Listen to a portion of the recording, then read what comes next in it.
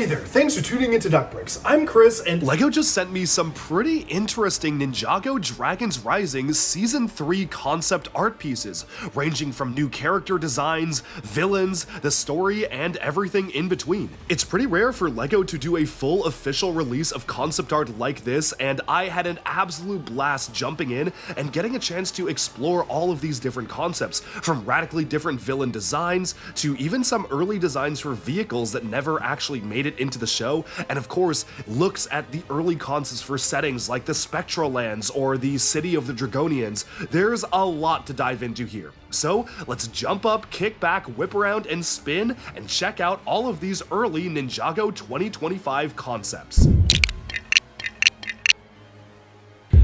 Okay, let's go ahead and get started taking a look at these incredible concepts. First of all, I always love it whenever LEGO officially releases concept art like this. It is absolutely fascinating to me to see the development process behind so many different LEGO themes, and Ninjago is probably my favorite ongoing theme right now, so this was so cool to receive.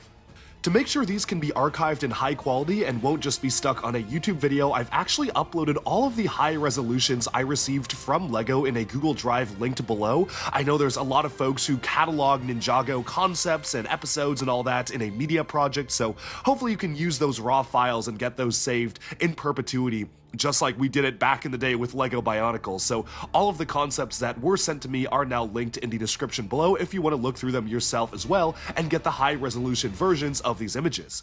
But without further ado, let's just jump in because there's quite a lot to see here. I'm going to start off by taking a look at the characters, and then we're going to move over to vehicles and animals, and then finally onto these large multi-page spreads, which really showcase the direction of the season, which I think makes the most logical sense when looking at these concepts. Obviously, we have to start off with Lloyd here, and wow, this is so cool. I think the thing that really strikes me about this one is that his torso, and I don't know if this was supposed to be part of the story, or maybe this was just kind of a reuse of assets, but he's using a recolored version of Lord Garmadon's torso from Crystallized, which obviously has that connection to his father, which I think looks really cool. One thing that you'll realize throughout all these concepts is there's a lot of Oni symbols that they're using, like his sword has an Oni face on it, and even when you look at all of the other ninja like vehicles and weapons, they all have these Oni symbols on their weapons, and I'm really curious if that was going to play a more important role in the story. There was maybe a reason as to why the Oni were mentioned earlier in Season 3, but honestly we didn't really get to see them make a return or have any sort of relevance to the season, so I don't know if that was kind of leftover from a scrapped element of the season, or maybe that face is supposed to be like a stylized version of Thunderfang and it's not really supposed to be an Oni face, but I don't know, it's just really interesting to see that, almost like a Secrets of Forbidden Spinjitzu style of scroll there. And then, of course, you can see the early design for the dragon armor, the dual molded one that they're using on their kind of ghost hunter suits, and that actually did not change that much from concept art to actuality. You've got the bamboo pad on one side and the dragon head on the other, and obviously the shaping is a little different, but it's really cool to see how LEGO basically took that concept and translated it one-to-one in the sets. I think though my favorite part of this is how Lloyd has a Sensei Wu style of hat with his hair underneath. That is such a cool detail, and I wish they made a dual molded like Lloyd hat hair combo for the Wu hat and his hair. I think that is such a cool look, and I would love to see them revisit it. You can also see Lloyd has a cape here, which I think would be really cool. This is like the second time we were robbed of Lloyd with a cape. The first time was in Crystallized. He was supposed to have a cape, and they actually had it in preliminary set images, but for whatever reason they removed it for the final set, so that was another missed opportunity, but I think it still would be really cool. And then there you can also see the early spectral lantern that they were using to actually see the ghosts, which I think is a really cool touch. Moving on from that, we can take a look at Jay here, and Jay is actually a pretty interesting design because clearly it was meant to be integrated into the standard ninja suits. Obviously, for the second half of Season 3, he was just in his rogue costume, which I think is still a really cool costume, and there are some elements of this that made it into the rogue suit, like the tassels on his suit there, but you can see he was initially meant to actually have a dual molded armor element just like the rest of the ninja. His eyes were also glowing blue, which I think would have been so cool. And then of course you do have his hat and hair combo there. He did get the hat, which I think is a nice touch, but still would have been cool to get the hair on the back of that as well.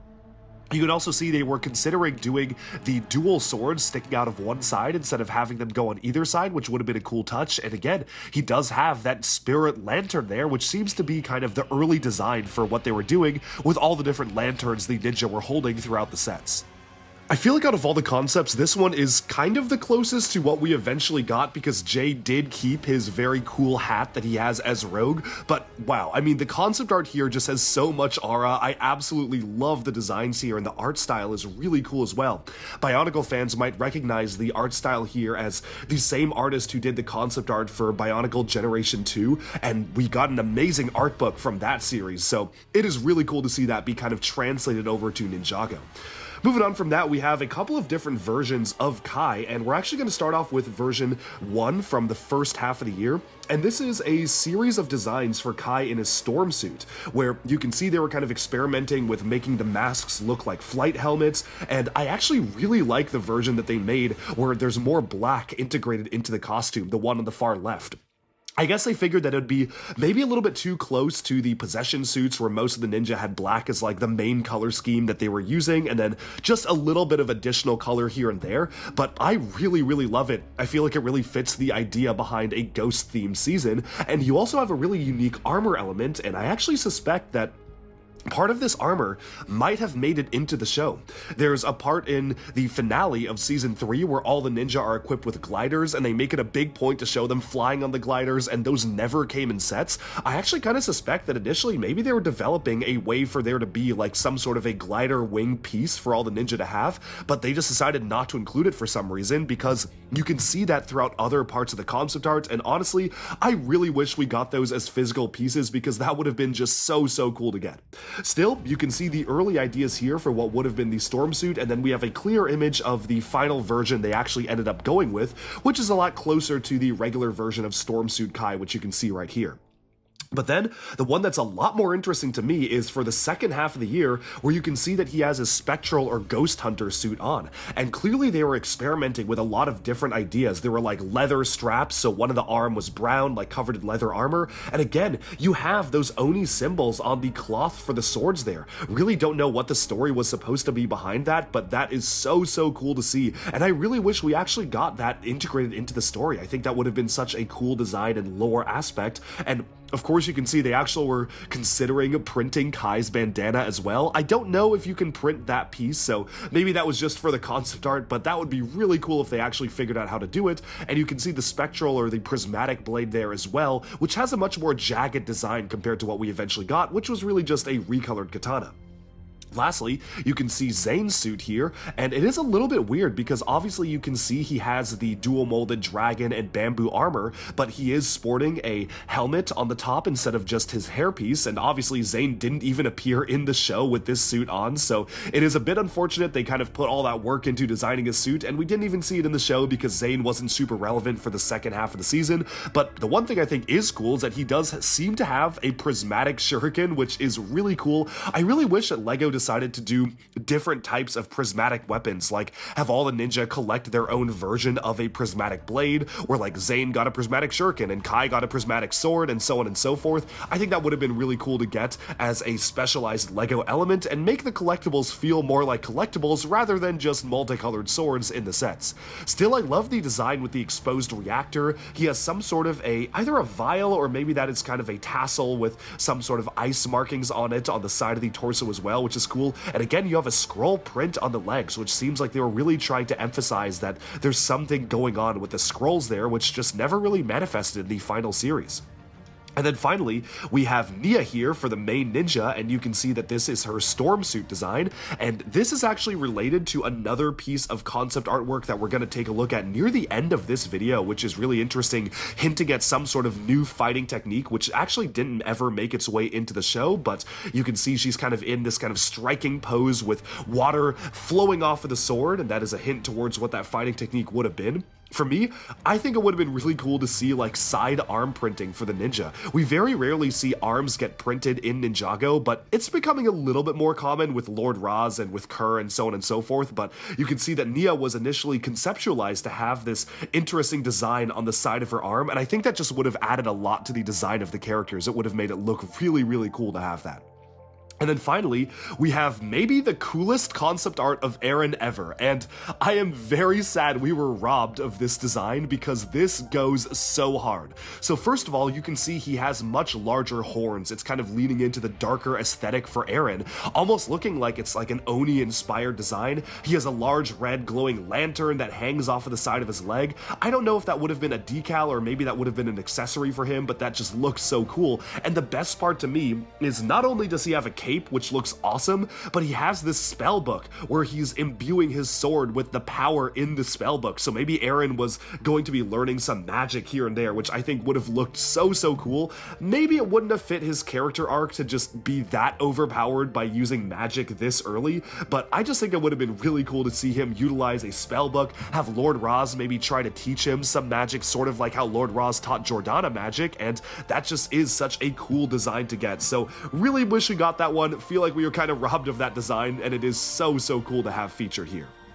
And moving on from that, we can take a look at some of the villain characters, and obviously first off, we gotta start with the Forbidden Five. Now, the Forbidden Five have had a really interesting journey in Ninjago, and honestly, I feel like there's a lot of disappointment around the Forbidden Five, and I feel like a lot of people were really expecting more out of them, rather than just to kind of show up and then get beaten by the ninja, turn into ghosts that don't speak, and then just die, you know? I really was hoping we'd get a bit more from them, but I actually talked a lot to Doc Wyatt, the writer of Ninjago, about this, and the way he described it to me was, honestly, the Forbidden Five were never supposed to be like a main villain focus. They were supposed to be a threat that built up to Thunderfang, which eventually would build up to whatever Lord Raz is doing. So they really were supposed to be just like fancy minions for Thunderfang, but again, they were hyped up a lot in Season 2.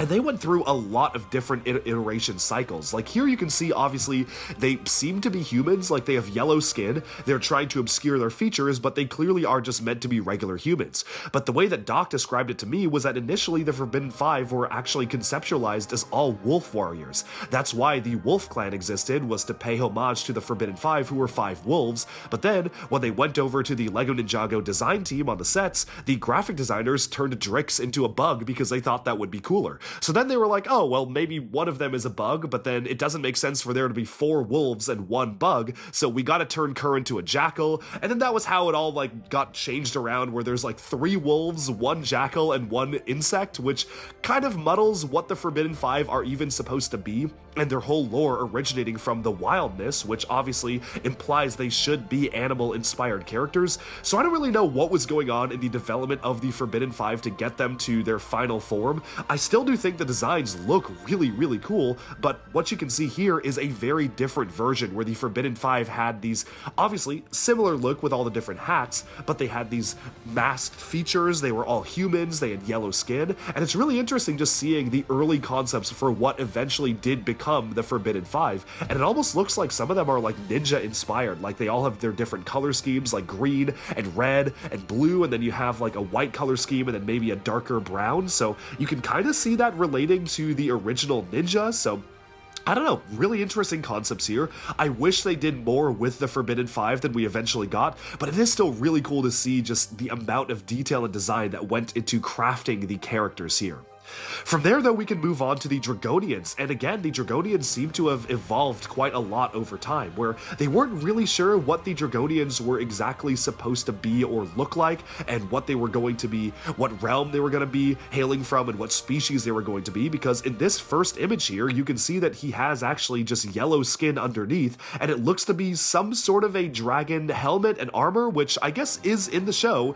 The Dragonian, like, helmet pieces were helmets, they weren't the heads of the characters, but then they also kind of look like dragon heads, and it kind of looks like the dragon head is alive here, so I really don't know what exactly they were going for with the Dragonians. I kind of wish they just picked a lane and stuck with it, like either have the helmets be their actual heads, or don't do that and actually just have them be wearing suits, but here it's a bit confusing, it's a bit of an in-between. It reminds me of early concept for LEGO Legend of Chima, actually, but With the dragon here, one really cool detail I actually like is they were initially considering having the tips of the dragon wings actually have a clip where you can mount swords onto them. I think that would have been super cool. I am all for having more connection points for new minifigure components, and I think that would have been such a cool detail to have the wings literally be holding swords, and also to have them have these very large tails. Then you can move on to this next concept art where clearly it is supposed to be just a more dragon-inspired form. The tail actually looks like a stand in which the minifigures would be hovering above the ground, and you kind of stick their tail onto the ground, which I think would have been super cool. And then of course you have this really interesting circular detail for the wings, which pops up on one of the other characters where it almost looks like they were considering maybe sticking like a 2x2 tile onto the wings themselves, or maybe that's like a 1x1 tile. I don't really know what that's supposed to be in Lego form, but you have the Thunderfang storm symbol on this version of the Dragonians there, and that circular design eventually made its way over to another Dragonian concept we're going to take a look at in a second as well. Moving on from that, we have that Dragonian concept we saw earlier, but this time it's a full spread, and you can see it says 2025 Villains Dragonkin, which I guess was the early working name for the Dragonians. I love this more Big Fig mech-inspired Dragonian, where you can see so many different metal designs. There's like a rotor inside the legs and a knee joint. I don't know what that was going to be, because it looks part mechanical and part organic, but that would have made such a cool figure, and I wish they found some way to translate that into an actual opponent for the ninja to fight. Don't really know what the idea was for the story behind this. It kind of looks just like a scaled up version of the standard Dragonian minifigure, but I am absolutely loving the design. And once again, you can see that it is just a mechanical suit where underneath the dragon head, you can see just a standard minifigure head underneath. So I don't really know what the early idea was supposed to be for these, whether they were people that were corrupted by Thunderfang and got this like dragon stuff growing on them, or maybe these were all like mechanized suits that were intended to pay homage to dragons. I don't really know, but these just look so cool as concepts, and I would have loved to see the large one as some sort of a big fig. And then moving on from that, we have our look at a spectral Dragonian here, and the interesting thing is the file name is Dragonian Demon, so don't really know how that was going to play into the story, but once again, you can see they were utilizing that circular design on the wings, except it really looks like an Oni symbol on the wings there, which I'm really fascinated by. I mean, maybe you could say it kind of looks like Thunderfang, but I don't think so. I think that is really clearly supposed to be some sort of an Oni or demon design, and I'm really curious if that would have played a different role into the story. They also have a really interesting new kind of bottom half of the legs piece there where it looked like they were considering making a new Ghost Trail piece that just looked a little bit visually different than the one we eventually got, which of course was our standard Ghost Trail. And I don't know, I think I like the color scheme of this a lot more than we eventually got. The ones that we eventually got are cool, but I think they are a little bit too blue for me, like the transparent blue and the light aqua is a little bit too overpowering. I love how it's used very minimally here, where it's just for the weapon and you can see kind of the soul energy in blue leaking through the ribcage. And getting a new piece for a scythe would have been so cool as well, but I understand that obviously concept art is depicting things where they have like unlimited parts budget and you can come up with whatever you want, and then they have to pare it down to what's realistic. And we already got such cool pieces for the Dragonians, it's really hard to complain when the minifigures look that good. Moving on from the figures though, we can take a look at the animals and creatures and vehicles. And first off here we have Thunderfang. Now Thunderfang looks absolutely sick in this design, and he actually looks quite similar to what we eventually got. The color scheme is basically the same. Obviously you have these storm-inspired wings, you have him being chained right there, like with a chain around his neck. So honestly, this looks like very close to what we eventually got, and it's pretty rare for concept art to do that. But I will say throughout all of these, Thunderfang stayed very close to what he eventually appeared in the show and in the set, so I don't really have much else to say about it. Looks really cool, but again, it is very close to the eventual final design. The same kind of goes for the Arc Dragon of Focus here. The interesting thing is that most of the concept art show this very pointy triangular crystal growing out of the center of the chest, and honestly I prefer what we eventually got, which was like a transparent missile launcher, which in the show was represented by an energy beam firing out of the chest. I think the pointy crystal just is a little bit awkward, kind of detracts from the design a little bit for me, but it does still look really cool. You can still see the concept art of the tan, the purple, and the gold being factored into into the design there. So again, it is pretty close to what we got, although I do really wish we got like very angular purple wings. I think that would have been very cool to get for the eventual set design, where the set itself is okay, but it's honestly not one of my favorite dragons. I think it just feels like it could have used a few more iteration cycles in the development room.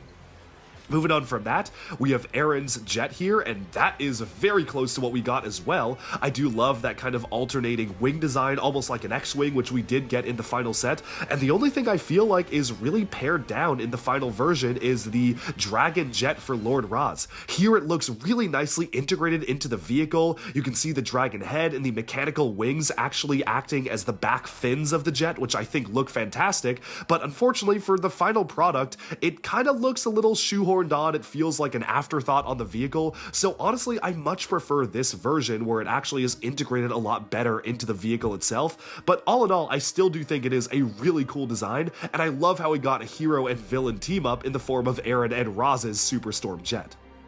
Moving on from that, we have the first concept for Zane's Combiner Mech, and Li Chi Wing, the designer of the final set, actually posted about this concept, and he basically said that, yeah, he was given this image and told to make a Combiner Mech, and clearly they had no idea what the legs and arms were even going to turn into, so he basically had to take this concept and turn it into an actual Lego set, which is really difficult. Honestly, I am very impressed by what he was able to do eventually, but you can see Ryu on the back there, which much larger wings. I like the weapon here. It's a large staff-like weapon, and clearly you can see it initially was supposed to be a Zane and Lloyd combo vehicle, which I think looks cool enough for the color scheme. But then, if you actually read Li Chi Wing, the set designer's posts when developing it, and Lloyd's combo jet, the transforming jet, they basically were trying to make a transforming jet, and then they were trying to turn like the early sketch model for that into the Aaron jet, but then they had a Lloyd jet already, so they decided not to make the mech Lloyds, and it's really interesting how they just kind of changed this here and there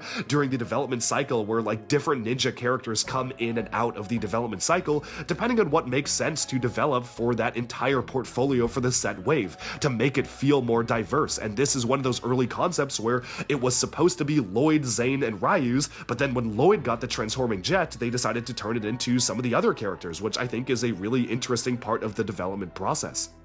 Moving on from that, we have some interesting designs for the Destiny's Bounty, and I just love these designs here, and it is really interesting seeing just how these got translated into the show. This first one is honestly my favorite. I really wish we got the black and red sails. Those look so cool, and I feel like it is such a unique design. The file name is called Destiny's Bounty Ancient, and I'm wondering if there was initially supposed to be some sort of a lore idea for where this new version of the temple bounty came from, other than like, I guess in the show they just made it. I actually don't really know what the story is in the show for where that came from, but this concept art at least implies that it was supposed to be more story integrated, that they were maybe encountering an ancient bounty and they repurposed it for their own use. I love the usage of, I guess like that's ice or maybe like spirit or spectral energy hanging off of the sides of the bounty, which we kinda got in the final set, but just not as much as this. And again, that black and red color scheme is just absolutely sick. I have to wonder if this was ever actually conceptualized as a Lego set build with the black sails, because I remember early rumors about this set were saying that it was initially like people were thinking it was a Forbidden 5 bounty or it was an evil version of the bounty, and I can easily see somebody who saw an early model of this be confused and think this was supposed to be a bounty for the villains because of the black sails and the darker design. So I have to wonder if they actually were initially developing this color scheme as a set. The second concept is a lot closer to what we got with the tan sails there, and obviously you can still see the smaller dragon head on the front. I'm gonna be honest, I really wish that it had a larger figurehead on the front itself, but I actually kind of get what they were going for here, where you have the smaller dragon head on the front, and then you have the dragon claws on the front of the boat. And I really wish they integrated that into the final set, because that makes a lot more sense to me, where it kind of feels like the front of the boat has these two claws of the dragon, and then you have the smaller dragon dragon head above it, but as of right now, I'm literally looking at the bounty hanging from my ceiling, and it doesn't really do that. You can kind of argue that maybe the front of the boat has these two pointy gold elements to kind of look like claws, but I don't know, it would have been cool to actually have these larger golden claws to really add to that dragon aesthetic. But still though, I love these bounty concepts, and I really hope they revisit the black sail version of it at some point, because that is such a cool design, and it'd be a shame for it to always be a concept art. Moving on from that, we have just one final standalone concept art piece here before we go on to some of the more full-page spreads, and this one is just simply called The Haunted Well. I think this eventually became The Well of the Lost, and I guess it was much less of a more evil or malicious-looking well like it looks in the concept art here, like there's a dark or ghostly tentacle wrapping out of it. In the show, it was actually kind of more of a friendly well, where Mara was training Eren on how to kind of retrieve the elixir from it, but it's really cool how even just a little concept like this was turned into a polybag, which we eventually got for the second half of the wave of this year's sets. Not much else to say about this one, so let's move on to the large full-page spreads, and this is a really interesting one. So this piece is titled Mission Flow and Storm, and it implies that there was some sort of technique where Nia was utilizing maybe the energy of the source dragon of Flow to fly through the air and defeat these Dragonians. I don't know if this was supposed to be just a stylistic thing, or maybe it was a technique that was scrapped and would never actually made it into the show, but it is really cool just seeing what they were conceptualizing, having her basically like teleporting through the air and battling all of these opponents. It's a really cool visual, but honestly, I feel like I'm kind of like special technique to out for Ninjago. We have Rising Dragon, we have Air Jitsu, we've got like Shatter Spin, we've got so many like random fighting techniques that I don't necessarily think that we needed another one, but it is really cool to see them conceptualize like what this one might have looked like, and I love the artwork like showcasing the bridges and the tornadoes that she's wrapping her way around. Going on from that though, we have our mission called Arc Dragon Battle. It's interesting because the file is called Source Dragon Showdown, but I guess there was kind of a confusion between Source Dragons or Arc Dragons, and in the actual image itself, it is called Arc Dragon Showdown, which is what this eventually was. It's really interesting because obviously this seems to be set in Ninjago City. There's like some modern city buildings there. Thunderfang is attacking, and then you have the Arc Dragon of Focus striking back against Thunderfang there. Obviously, this was probably just early concept to showcase what that battle would have looked like, but again, you can see the Arc Dragon of Focus does have that large crystal sticking out of the chest, and then some smaller crystals as tassels on the sides, which are really interesting. I'm very curious to see if that had more of an important role in the story than it eventually did, but overall, this is actually pretty close to what we eventually got with the Arc Dragon versus Thunderfang, just obviously in a different setting. Moving on from that, we have this file called Storm Mountain Battle, and you can see in the corner of the photo there, you can see Jay with wings, and that's again maybe hinting that they were considering giving the ninja glider wings, and that's very, very similar to the wings they used in the episodes, but we just never really got as actual sets. I can't quite tell whose mech this is, like maybe it's supposed to be Jay's rogue mech or Nia's. It's an interesting one, it's like tan and blue colored, so I'm not really sure what exactly that one is supposed to be. The symbol on the flag there is hinting that it probably is belonging to Nia, but it's really interesting. We just never saw that as an actual set. You have a couple of smaller dragons or dragon jets that are flying up against Thunderfang, so again, not really sure what that's supposed to represent either, so it seems like this is a lot earlier than some of the other concept art pieces here, and of course Thunderfang does still kind of look the same, so you have the Dragonians and Thunderfang looking very similar to how they were looking in some of the other images, but again, this is completely all new with the ninja with wing gliders that did make it in the show, but not in the sets, and then this mystery mech, which is very cool. I just love how this image is composed. It feels very cinematic in the way that it's all structured. Moving on from that, we have a close-up called Ronin J poster, and this one is specifically meant to focus in on Jay's mech. It's actually an image that is part of a much larger image that we're going to take a look at as our final picture here, but you can see that this is actually super close to the final set, and Lychee Wing actually stated on Instagram that this build was already pretty finalized by the point in which they were doing conceptualized art drawings, so this drawing was based off of the actual prototype model, and you can see it's really close to what we eventually got, although the very interesting thing is you can see Jay has his like ponytail or almost like a man bun in the back there. I have to wonder whose idea it was to give him the ponytail. I don't know, a lot of people online don't like it, but I actually really like it. Maybe that's a hot take. I feel like it adds something more unique to Jay. I really hope he keeps that hairstyle for at least a little bit longer and we actually get it as an official Lego piece, because I don't know if we would. It's been more than 5 years since we last saw the Unigami hairpiece, meaning the mold is probably destroyed, but it would still be really cool if Lego somehow brought that mold back to give us Jay's more accurate hair for that part of the show. So would be really cool. Don't know if we're gonna get that, but here you can see the dragon with some interesting energy particles kind of glowing out of it, like energy canisters, which aren't really present in the final set, but it is really cool to see the early concept art for what would eventually become that build. And again, yeah, it's really close to the final set. Moving on from that, we have setting the dark dimension. I guess this was the early version of the spectral lands, and wow, this looks so cool. I like how the spectral lands look in the show, but I'm gonna be honest, I think it looks way cooler in this concept art in particular. You have another version of the Ronin style of Jay, or the rogue version of Jay there, with a really intricate lantern. I love the large blade he has as well, with again some tassels sticking out the back. And then of course you can even see Mia in there as well with a slightly different suit. There are different types of demon Dragonians, Thunderfang looming in the background, and I just love the look and feel of this. The temples with smoke rising from them is just so ominous, and I would have loved to see the ninja more fully explore an environment like this. Imagine having to battle their way through this dimension as they got to Thunderfang, whereas opposed to how it actually played out in the show, they kind of go in and out of the spectral lands here and there, but they don't really spend that much time really exploring the lands themselves, and I think that would have been so cool to see a world like this, where obviously there are hints of technology. There's actual wires, like electrical wires, connecting all of these pieces here, which is really interesting, but then of course the buildings are ancient and old. It just looks so cool, and again, just love the entire setting here. Moving on from that, we have the Storm Mountain setting, and this looks like it actually is for the first half of the year, where this is the place where Thunderfang was chained, where you can see the Dragonians guarding Thunderfang's massive head sticking out of the mountain.